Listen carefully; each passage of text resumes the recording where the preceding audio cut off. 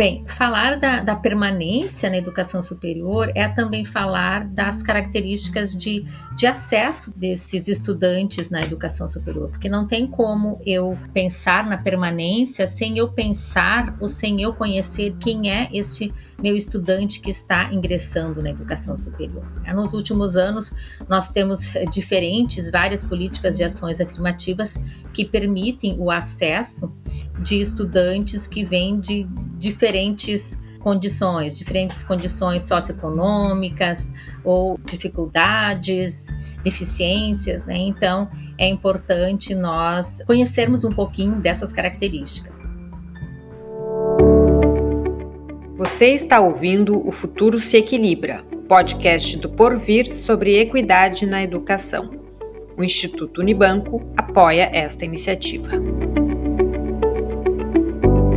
Começamos este episódio com a fala da professora Vera Lúcia Felicetti, que atua no programa de pós-graduação em educação da Universidade La Salle, no Rio Grande do Sul. Equidade na educação e ensino superior também é compreender de onde vêm esses estudantes e que desafios eles têm para permanecer na universidade. Eles podem ser econômicos, sociais, físicos. E a universidade deve estar atenta a isso. Hoje, vamos falar sobre esses desafios. Eu sou a Tatiana Clix, diretora do Porvir.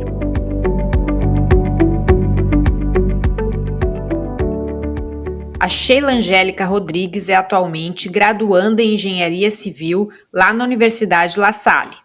Para chegar até este ponto, ela precisou de muito esforço e muito apoio. Vamos ouvir a história dela, narrada pela Ana Paula Black.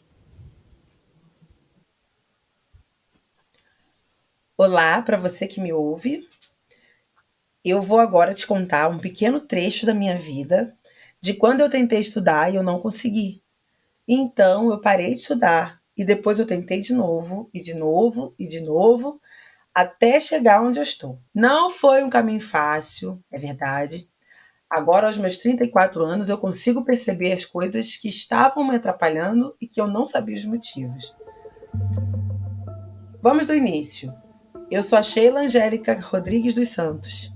Até o primeiro ano do ensino médio, eu estudei em escola pública, mas aos 15 anos, eu encontrei o amor, ou o que eu achava que fosse o amor. Antes mesmo de completar os 17 anos, eu me casei.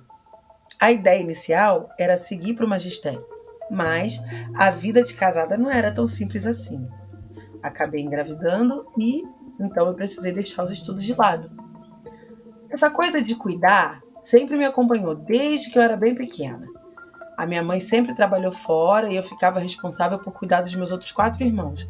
Além de limpar a casa, tinha também os filhos dos vizinhos que eu também cuidava. Quando meu filho completou 1 ano, eu tinha 18. Era hora de tentar terminar o ensino médio. Como ele era ainda muito pequeno, eu fiz o enseja, porque assim não precisava me deslocar para muito longe. Assim que eu concluí essa etapa, eu tentei continuar estudando, parti para um curso técnico de administração. Mas vejam bem, a vida é complicada. Eu era uma jovem recém-casada e com um filho pequeno. Tudo isso antes de completar meus 20 anos. Meu ex-marido achava que nós dois não podíamos trabalhar e estudar ao mesmo tempo, sendo que o nosso filho ainda era muito pequeno. O que eu recebia dele era sempre o contrário do incentivo.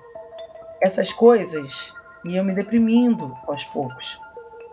Faltavam só 6 meses para eu concluir o ensino técnico de administração, quando eu precisei abandoná-lo. Parei de estudar, como você pode imaginar. Sabe qual era a promessa do meu ex-marido? Ele me dizia: primeiro eu termino o meu curso e depois você volta e conclui o seu. O curso dele deveria durar 5 anos. Não durou. E sabe por quê? Porque ele desistiu. Perdeu a bolsa que tinha. Ficamos os dois sem estudar e demorou quase 10 anos para voltar. Foi com 27 anos quando eu me divorciei. Voltar a estudar não era uma necessidade por causa do trabalho. Era um sonho que eu sempre tive. E então eu achei que era hora de tentar o Enem. Aos 27 anos eu fiz a minha primeira inscrição. O combinado era o seguinte: no dia da prova, meu ex-marido ia pegar meu filho para eu conseguir participar tranquilamente. mas ele não apareceu. Quando eu cheguei no local da prova, os portões já tinham se fechado. Que queda livre! Não dá para ser tão animada com tantas coisas negativas, mas a gente ainda assim se levanta. Eu, ainda assim, me levanto. Fiquei até os 32 anos tentando entrar na faculdade. Água mole em pedra dura tanto bate até que fura. É assim que diz o ditado. Consegui passar no vestibular em 2019, entrei no curso de engenharia elétrica e então começou uma nova jornada. Psicologicamente, eu não estava preparada para esse novo desafio. Apesar de querer muito, existia uma outra situação. Quando meu filho entrou na escola, nós percebemos que ele tinha muita dificuldade. Tentamos entender o que estava acontecendo e depois de alguns exames descobrimos que ele tinha transtorno de déficit de atenção. Como se trata de algo genético, a médica que nos atendeu pediu para que eu também fizesse alguns exames porque ela suspeitava que eu tivesse também. E sim, descobri que tenho transtorno de déficit de atenção. Mas o tratamento é caro, precisa de psicólogo, psicopedagogo, psiquiatra, e tudo isso é pago. Então, eu priorizei meu filho. Não tinha como pagar o tratamento dos dois. Foi assim até o ano passado, quando eu finalmente pude começar a me tratar. E com o diagnóstico fechado, as dificuldades que eu tive ficaram mais claras. Por exemplo, às vezes tinha problemas de memória. Eu sei a informação, mas em alguns momentos é como se eu estivesse em uma sala cheia de armários com muitas caixas, só que todas sem identificação. Eu sei a informação, mas nem sempre consigo encontrá-la quando preciso. Isso me atrapalha, principalmente em dias de prova. Mas eu tenho encontrado muito apoio aqui na minha faculdade. A coordenadora relatou as minhas dificuldades ao núcleo de apoio estudantil e eles têm sido de grande ajuda. Aqui tem um sistema de monitoria onde os estudantes mais avançados ajudam quem está precisando. E assim vamos caminhando. Ter o apoio da universidade faz toda a diferença. Me surpreende que até mesmo agora, com a minha segunda filha, eles também abram espaço para que eu continue estudando. Quando eu não tenho com quem deixá-la, eu levo ela comigo para a aula. Estudar agora tem dado certo. Encontrar apoio é parte da equação que faz dar certo. Agora, eu consegui mudar de engenharia elétrica para civil. Estou estudando sobre conforto ambiental. Depois de formado, eu quero fazer algum trabalho social ajudando jovens de 17 e 18 anos. Ei, você que me escuta, saiba que estudar abre portas. É difícil? Sim, é difícil, mas vale a pena. Para mim é uma realização, não só profissional, mas pessoal.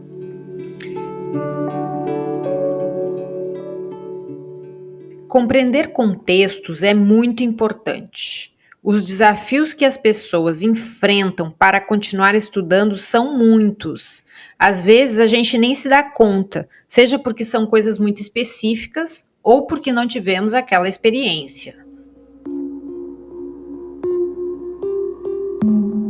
Coloco que entre os principais desafios nós podemos citar que o acompanhamento aos conteúdos desenvolvidos nas disciplinas, principalmente nas que exigem conhecimentos pregressos, é um grande desafio.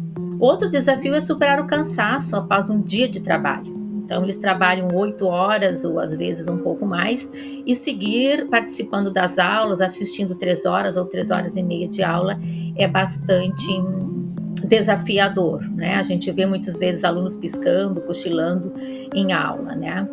Então, a logística também entre a residência e entre o trabalho e a universidade também complica, né? Às vezes precisam tomar o trem, um ônibus, então mais do que um veículo aí.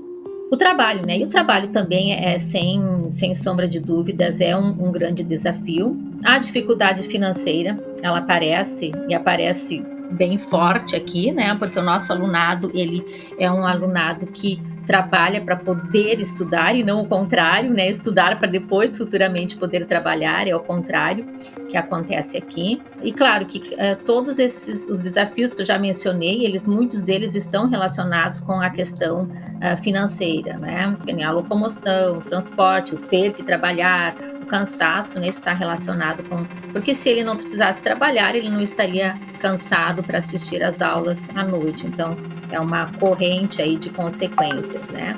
A professora também diz que entre os desafios está o comprometimento dos estudantes com o próprio aprendizado. A universidade demanda uma autonomia que nem todos foram ensinados a ter. E para continuar estudando, é preciso estar comprometido. Mas para além da atitude do estudante, a própria universidade deve mudar. Nós ouvimos no episódio passado sobre a importância de ações afirmativas, em especial a lei de cotas para a garantia do ingresso de estudantes pretos e de escola pública no ensino superior.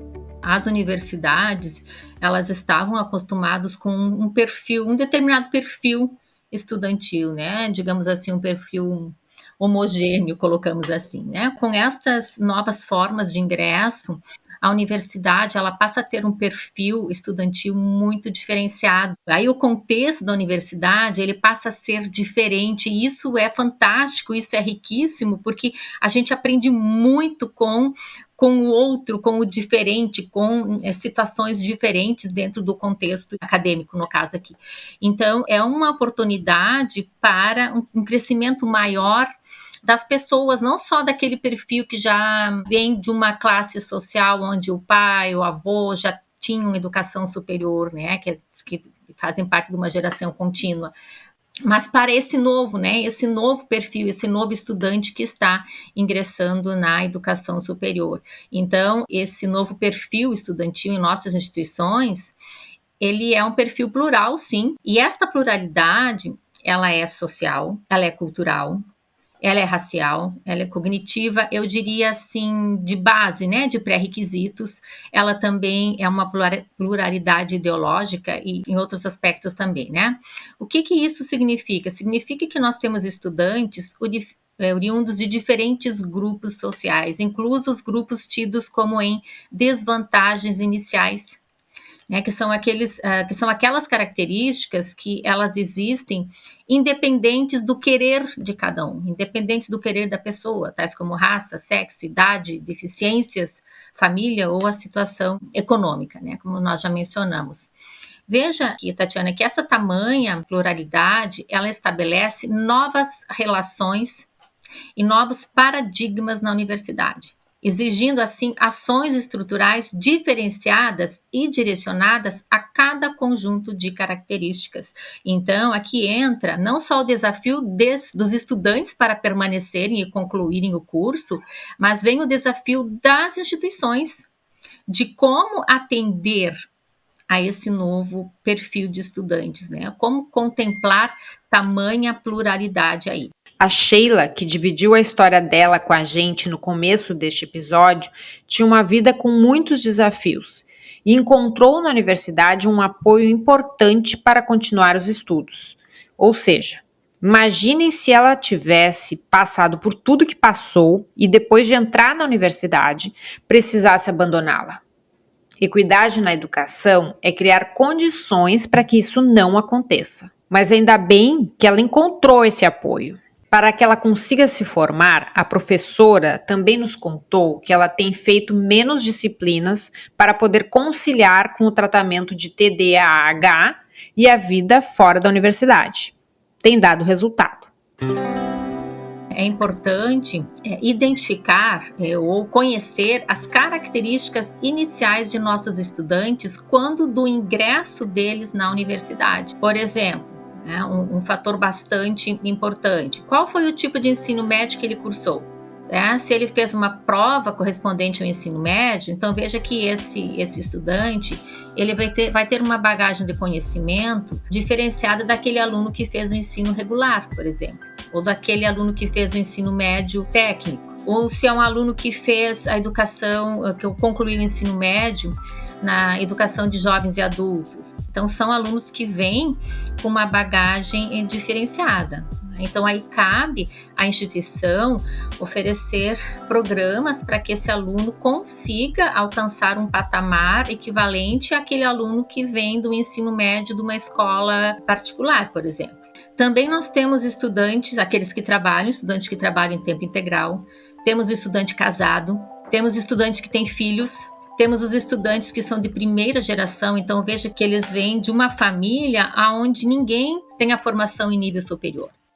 Então, é um estudante que vem com uma cultura bastante diferenciada daquele que já vem de uma geração contínua, onde tem um histórico familiar de pessoas com a educação superior. É diferente porque, eu vou colocar o meu exemplo também, né? Eu sou a primeira geração na minha família, na família do meu pai, de sete irmãos, e na família da minha mãe também. Eu sou a primeira pessoa a concluir a educação superior. Então, eu sou a primeira geração dentro da família de alguém que tem a educação superior. E é muito diferente de um colega onde o pai, a mãe, os avós já têm essa formação, né? Porque é tudo muito mais novo para esse estudante, né? Então, todas essas características a serem identificadas, elas são importantes de se conhecer, pois essas características iniciais, por isso que eu disse que era um pouco difícil eu falar da permanência, sem eu falar também dos aspectos que caracterizaram o ingresso na educação superior, né? Porque elas estão diretamente relacionadas. E essas características, elas são indicadores, e elas sinalizam os caminhos a serem tomados, ou seja, as ações que devem ser desenvolvidas no âmbito da gestão da universidade e na prática do dia a dia na sala de aula do professor. Então, são indicadores muito importantes de serem, sim, identificados no início do semestre letivo aí. Os desafios de permanência são ainda maiores quando esses marcadores sociais se cruzam. O fator da interseccionalidade operando pode gerar muitos novos entraves. Quanto mais marcadores sociais alguém tem, mais difícil acaba sendo a sua jornada. Geralmente se fala muito nas questões financeiras, mas questões relacionadas a diferenças também têm um peso grande. Menciona que não podemos esquecer, né, os estudantes com algum tipo de deficiência.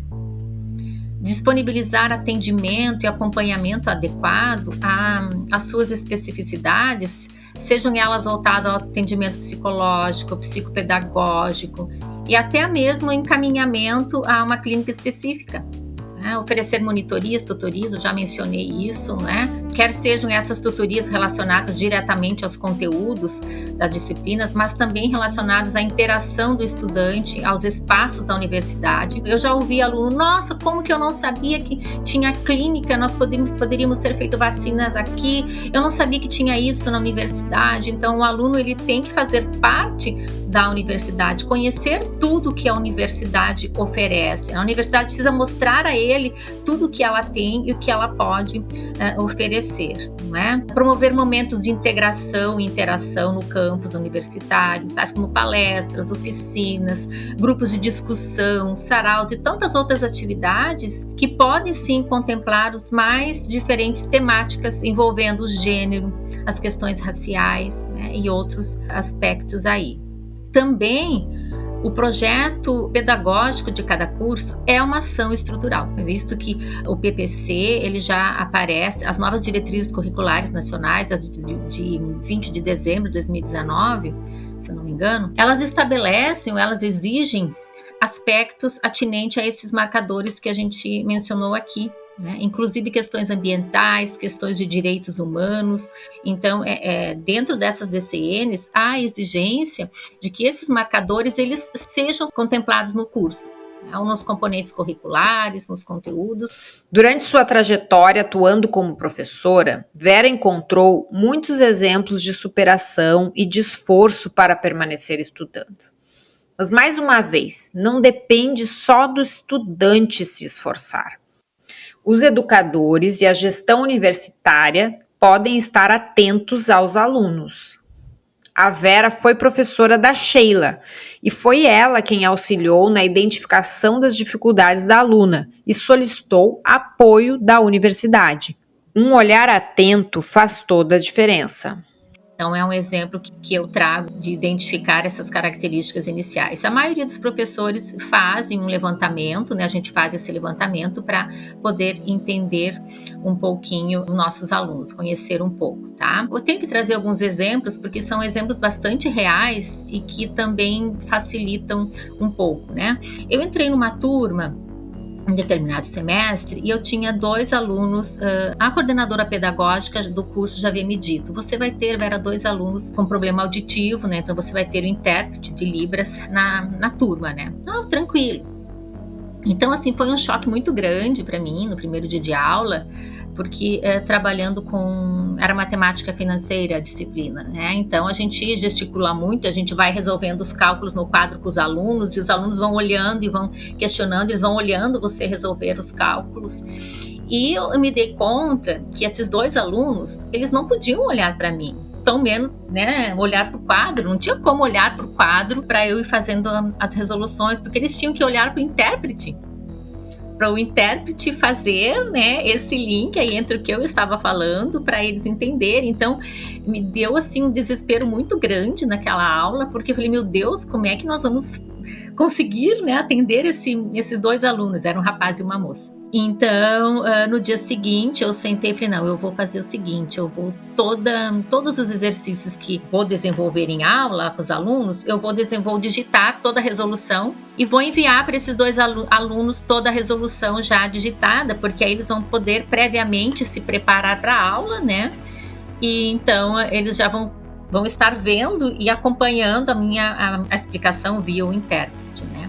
Então eu passava um dia, digitar toda a resolução das atividades toma um tempão, né? Então eu passava assim várias horas, na quinta-feira eu reservava um espaço e enviava todo o material digitado para eles, né? E assim, muito interessante que às vezes a gente se trocava um número, um sinal, né? E principalmente o rapaz, ele falava, não, tá diferente aqui do que ela mandou com o que ela fez ali no quadro, né? Então eles se preparavam e estudavam também. Então foi uma maneira de eles poderem acompanhar a disciplina, porque eles não iam conseguir, né? Então foi uma experiência bastante interessante aí, né, de poder acolher esse aluno e entender a necessidade dele. E claro que os outros não recebiam o exercício resolvido, porque a ideia é eles resolverem o exercício comigo em aula, né, mas esses alunos precisavam do exercício resolvido para poderem acompanhar a explicação. Então aí nesse momento a gente proporcionou a equidade a estes alunos, né, porque para colocar eles no mesmo patamar de possibilidade de acompanhar a aula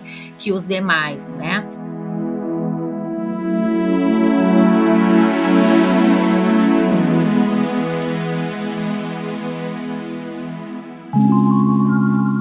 Para alcançarmos a equidade na educação, precisamos de pequenas e grandes ações, na sala de aula e também no campo da gestão da educação.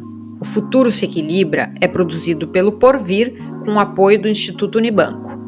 No próximo episódio, vamos falar sobre educação e trabalho. Eu sou a Tatiana Clix, diretora do Porvir. Esse episódio foi escrito por mim e pelo Juan Oliveira, repórter do site. A produção é de Larissa Werneck e Gabriela Cunha. O Gabriel Reis fez a edição. A transcrição desse e de todos os episódios dessa temporada está disponível em porvir.org/podcasts/O Futuro se Equilibra. Tem dicas, sugestões ou comentários? Escreva pra gente no contato@porvir.org. Voltamos daqui a 15 dias em seu tocador de podcasts preferido. Obrigada pela escuta.